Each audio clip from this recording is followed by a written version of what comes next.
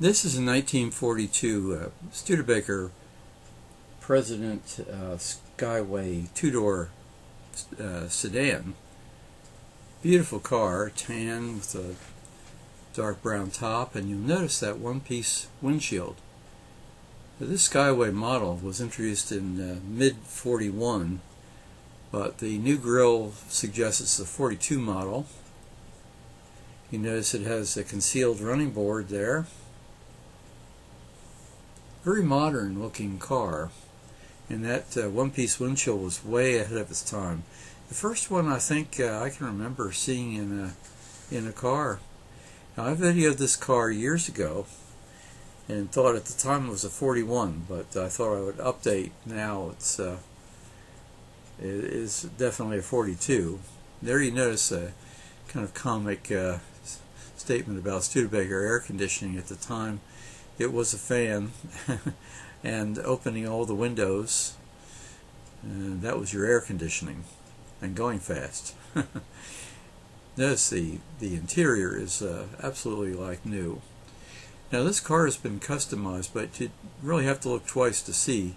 You notice the steering wheel is same as always, and dash, but underneath the hood is a small block Chevy engine and automatic transmission.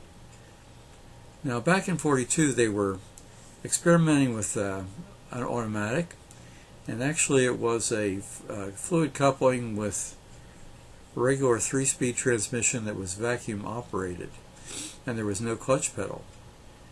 But wartime shortages prevented them from actually selling any of these. It's been rumored there was one around, but no one has ever found it. And I think there were 3 that are actually produced.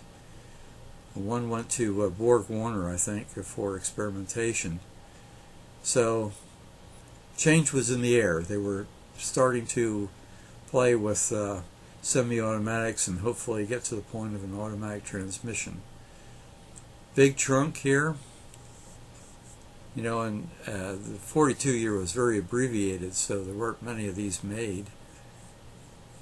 And some of the later ones were blacked out in terms of the chrome because of the war needs.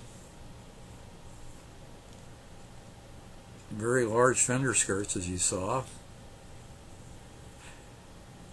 And a car that looks very modern for 1942.